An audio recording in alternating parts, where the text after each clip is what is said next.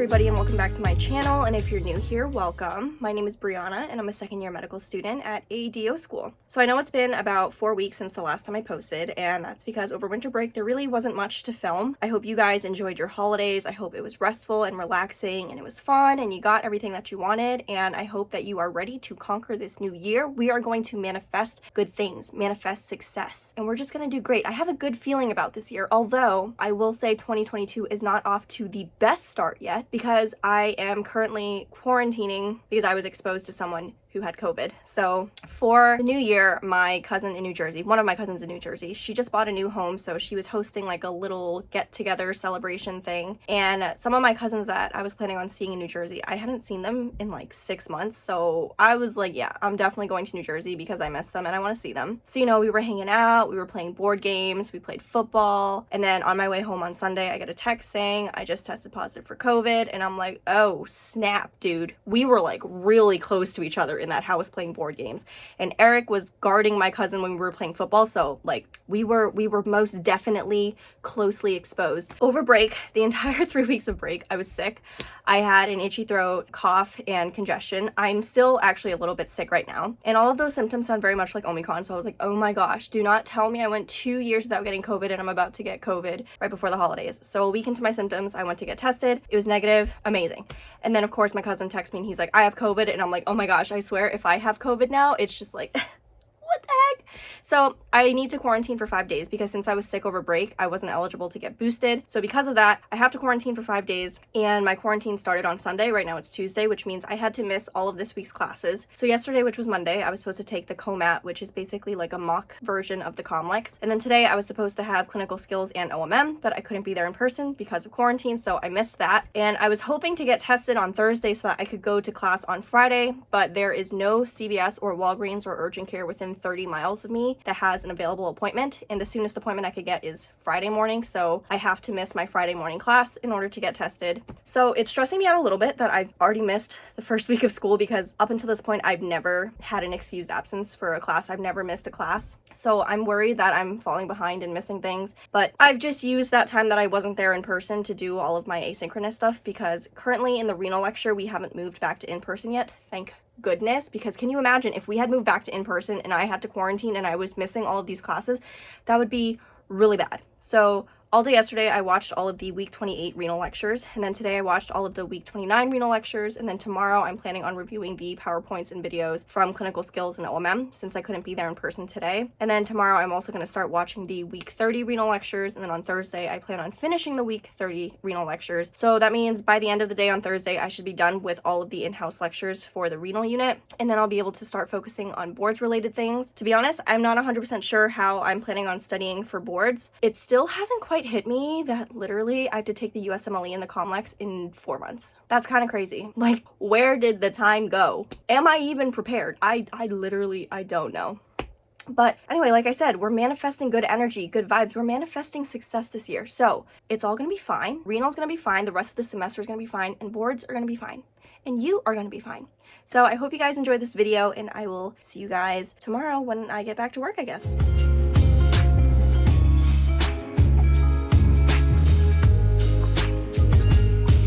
So it's almost 5 p.m. now, and I figured I would just hop on here to let you guys know how the day has been going. It has been productive, but not as productive for as many hours as I was hoping. I was supposed to wake up this morning and review the clinical skills PowerPoint since I missed class yesterday, but when I woke up this morning, it hadn't been posted yet, and I was really tired, so all I wanted to do was go back to sleep, and I figured, okay, if the PowerPoint hasn't been posted yet, there's nothing for me to review for that class yet. Maybe this is a sign I should just go back to sleep. So that's exactly what I did. I went back to sleep, and then I woke up at noon. So I was starting to wonder, why was I so tired? And I will say this morning, I didn't feel too great. My throat was itchy, but also sore, and I had a headache, and my neck hurt, and I was really tired.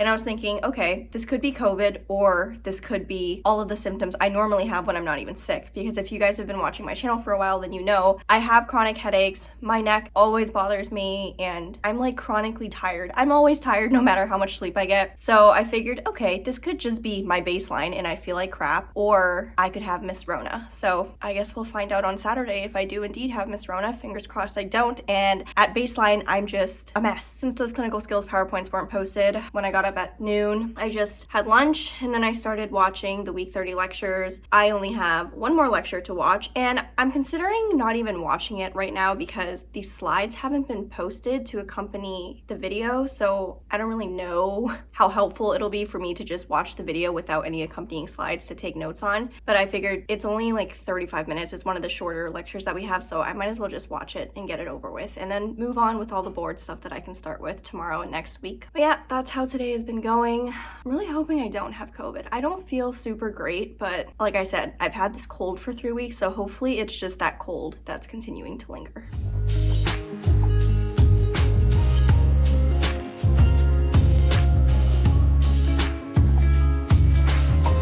So guys, I just did OMM on Eric's thoracic spine and his cervical spine. And babe, how you feeling now? Much better. When I woke up this morning, I felt like I strained my neck / back, and I couldn't look to the left really, and it hurt to lift my head from a laying down position. I still feel a little bit, but I can turn to the left now, much easier.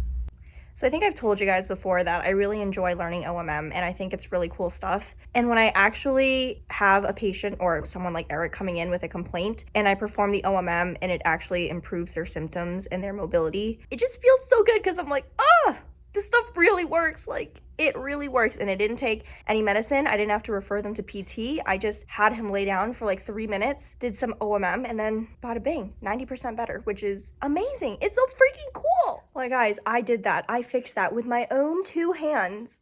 I did that. So you can't actually see because there's snow all over the windows, but we had a snow day today.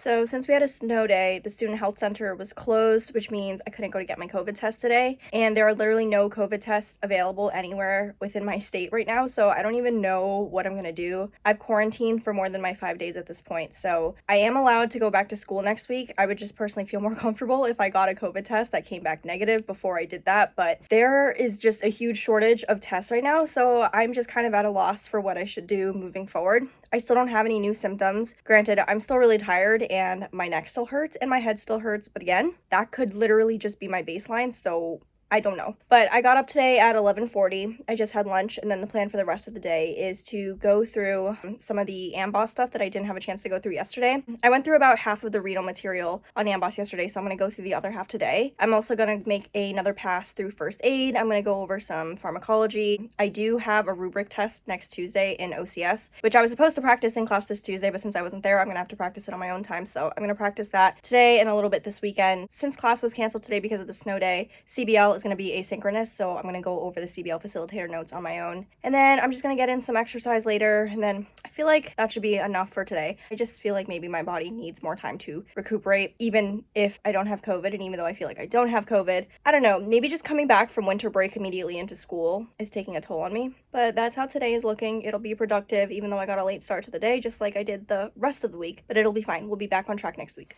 I figured it could be kind of fun for us to review this CBL case together, so let's learn, shall we? And let's diagnose this woman together, shall we? So we have a 39-year-old female presenting with pain with urination. She also complains of urinary frequency, urgency, but the inability to urinate when she gets to the toilet. There's also blood in her urine. Okay, so this makes me think she has a cystitis right now. She also has fevers and chills, nausea and vomiting, no appetite. Okay, so now the fact that she has fevers and chills and she's having uremic syndrome makes me think it's less likely to be just a cystitis and perhaps the infection has moved upwards and is now a pyelonephritis. Okay, she's in a monogamous relationship with her husband for the past 4 years. She has had frequent UTIs in the past. When she was a child, she would have to make frequent stops on road trips because she would need to urinate frequently. Family history doesn't mention anything related to kidney or bladder, but I'm curious to know if maybe she has a family history of kidney stones or bladder cancer or kidney cancer. On exam, she's tachycardic, probably because she's dehydrated from vomiting.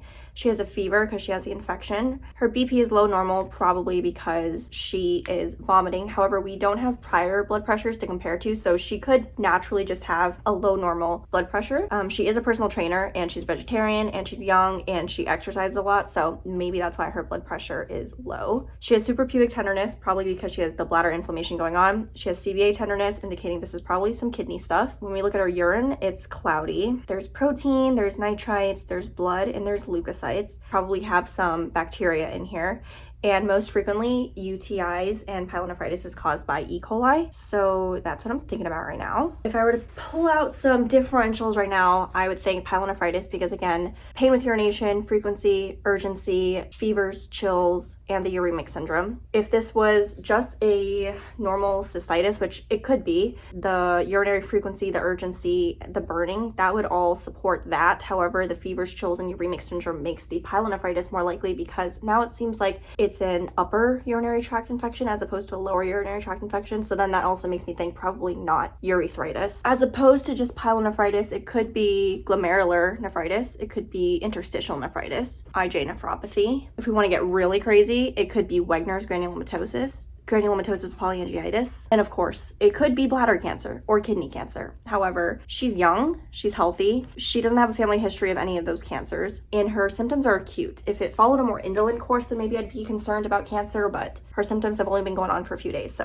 that makes me think cancer is much less likely. We're gonna start her on broad-spectrum antibiotics, but we should order culture and sensitivity reports so we can give her the appropriate antibiotic to target the specific pathogen that's causing her infection. I'd wanna get a CBC. Okay, so white blood cell count is high, as expected. Platelets are high, acute phase reactant. Sodium is slightly high. Okay, so her sodium is probably high because she's dehydrated. So since she's been vomiting, she is hypovolemic, which makes it look like the concentration of sodium is higher relative to the amount of water in her body. She's been yakking all day. I missed this in the UA. She has white blood cell casts. The fact that there are casts now also supports that this is probably upper urinary tract infection. So again, probably the pyelonephritis. This patient most likely has acute pyelonephritis. Yes. So we have to treat the pyelonephritis with an antibiotic. I haven't gone over the meds yet very well for this, so do not ostracize me in the comments if I get this wrong. All I know is you should not give nitrofurantoin because it does not reach the kidneys. It's only good for lower urinary tract infections. So I'm thinking maybe a penicillin, maybe a cephalosporin, maybe a fluoroquinolone. She's allergic to penicillin, so scratch that, no penicillin. We're going cephalosporin or fluoroquinolone. Okay, so that would treat the infection. We're waiting for culture and sensitivity report. Treat the dehydration, so we're gonna admit her and give IV fluids. I'm also curious to know why she keeps having recurrent UTIs and why she couldn't hold her urine for very long when she used to go on long car rides as a kid. So that makes me kind of want to order an abdominal CT just to look at the kidney and look at the bladder. Like, what if she has a neurogenic bladder? What if she low-key has a kidney stone? What if she low-key has cancer? You know, maybe we should order a CT just to be safe. I've been talking about this for a long time and I feel like unless you're in medical school or really want to go, you're probably really bored at this point. So I'm just gonna stop there, guys. She has pyelonephritis. We're gonna treat her with antibiotics and hydration, and we're gonna figure out why she keeps having these UTIs. Yay. All right, guys, so I finished everything that I wanted to finish today, aside from my workout, which I plan on doing after I close out this video. But I just wanted to say I'm sorry that this video wasn't too exciting. I know there wasn't really that much that happened, but hey, I guess that's kind of what happens when you have to quarantine and you're not allowed to go to class. But I did watch like 25 lectures this week. I just figured you guys would not want to watch me watch 25 lectures, so there really wasn't much to record. The renal unit so far has been great. Renal was my favorite last year, and it is my second favorite this year following psych. I just think the kidneys are spectacular. Like, they're so freaking cool. And I will say renal pathology can be pretty complicated and confusing, but so is everything else we learned this year, so it'll all be fine. We're gonna get there, we're gonna learn it, and I will be the nephrology queen at some point. After being the psychiatry queen, I will be the nephrology queen. There's something else I want to tell you guys, which is both exciting and very nerve-wracking for me. I scheduled my comlec for June 9th. It was like $675, which really hurt after all the money I spent on Christmas presents. That really hurt me. And then yesterday I put in an application to take the USMLE, which I'm hoping to take about a week before the comlec, so that was another like $625. So that's nearly like $1,400 that I spent on 2 exams that I don't even want to take. I didn't even want to take them and I had to spend over $1,000 on them. Isn't that crazy? Like, pray for me, send well wishes, because that hurts. It hurts a lot. It'll be fine, guys. It's gonna be fine. Almost there. We have 5 months until we take the boards. That is so crazy to say. I don't even know what I'm doing. But Thank you guys so much for watching this video. I hope you guys liked it, and if you did, make sure you like, comment, share, and subscribe, and I will see you guys in my next video. Bye!